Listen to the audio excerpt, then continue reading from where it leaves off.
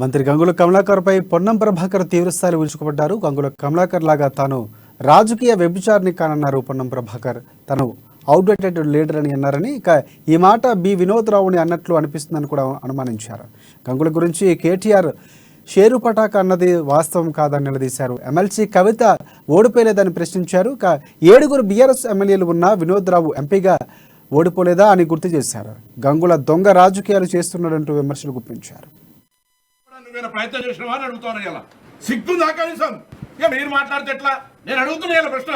అరే ఒక్కసారి నేను కాంగ్రెస్ పార్టీ బలహీనానికి నేనే కారణం అంటే దేశవ్యాప్తంగా బలహీన పరిచేంత శక్తి నాకుందా? పెద్ద పెద్ద ఓడిపోయారు. జానారెడ్డి సాబ్ 18 ఏళ్ళు మంత్రి. సరే ఓడిపోవడం గురించి ఆయన అన్న మాట నాకు స్పష్టంగా అర్థమైంది.